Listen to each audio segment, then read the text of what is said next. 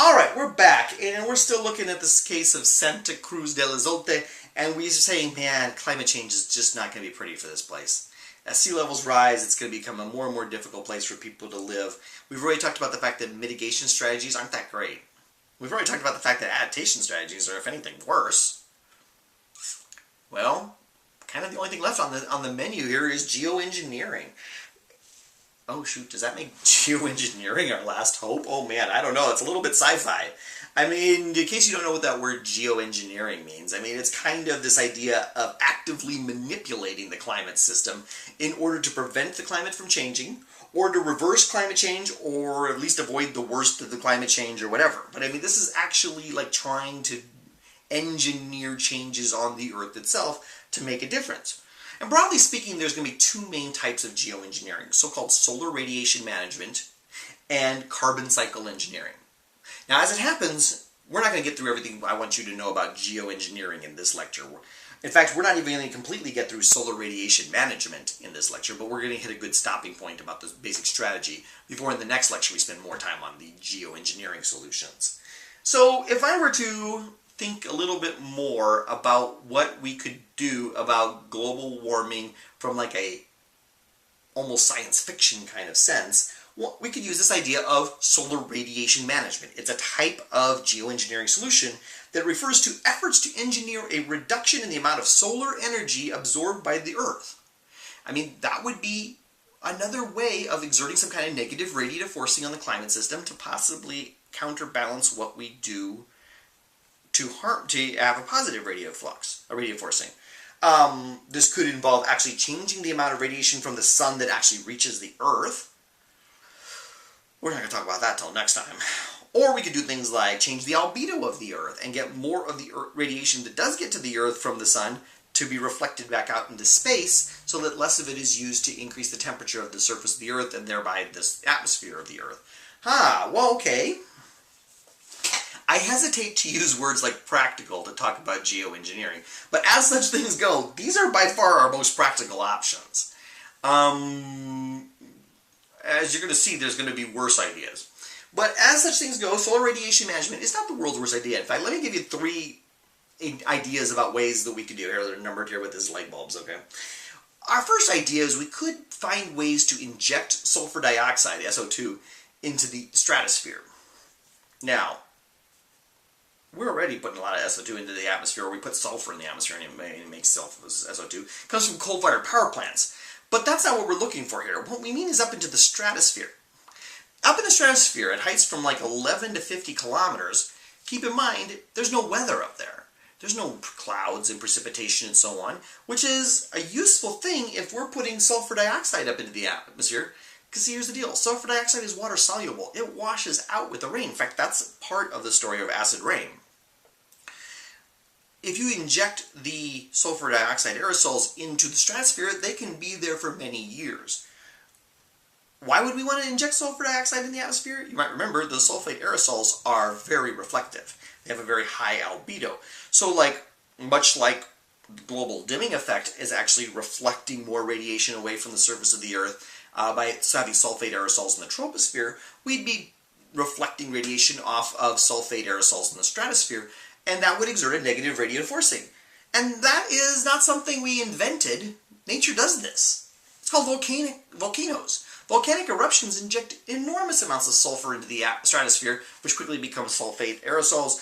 And for a few years after the eruption of a volcano, we do see a negative radiative forcing on the Earth's climate, and the temperature does fall for a few years. Now, there are other processes that scrub sulfate aerosols out of the stratosphere, and so they don't stay there forever, but it's a lot more efficient than in the troposphere where they're removed, on the order of a few weeks after being added. They can last at least a few years in the stratosphere.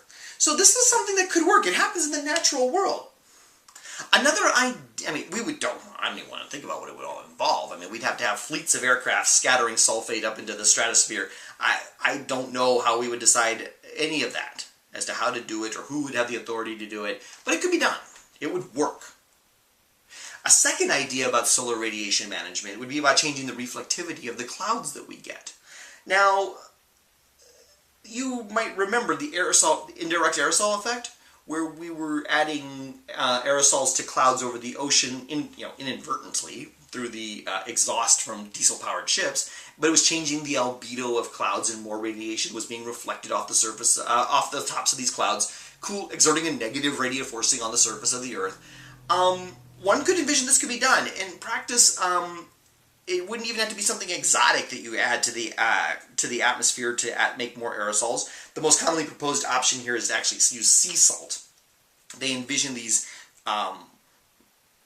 potentially even unmanned ships out at sea spraying mists of seawater into the atmosphere. The water itself evaporates off, and you get these fine sea salts in the atmosphere that then could be aerosols that would cause the indirect aerosol effect by changing the number of small drops in a cloud. You may or may not remember that very well from back in the second module of the course. But it would work. I mean, we can actually do this. We can actually change the albedo of clouds to enhance the indirect aerosol effect and exert a negative radiative forcing on the climate system.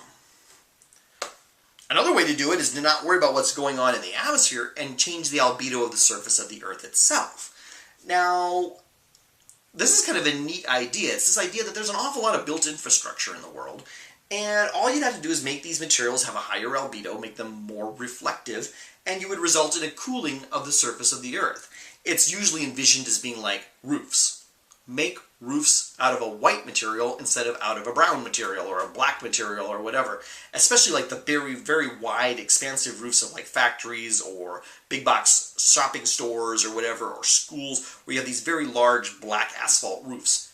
Why are they black? Make them white. They'll reflect more sunlight off of them, and you'll exert a negative radiative forcing on the climate system. Similarly, they think about things like roads and so on, being made of whiter materials that would reflect more sunlight. Parking lots, another good example.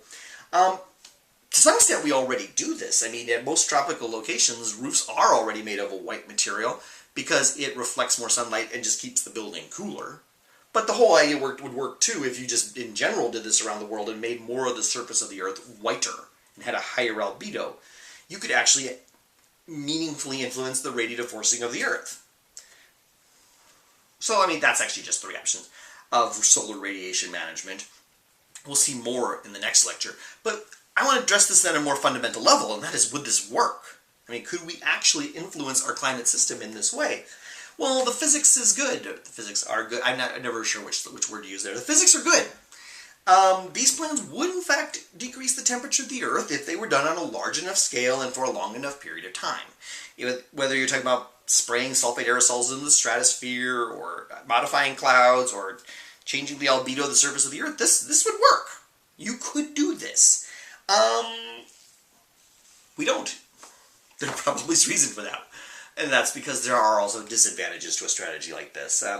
Some of them are like political or about the international situation. It's not quite clear who would have the authority to make these decisions and so on.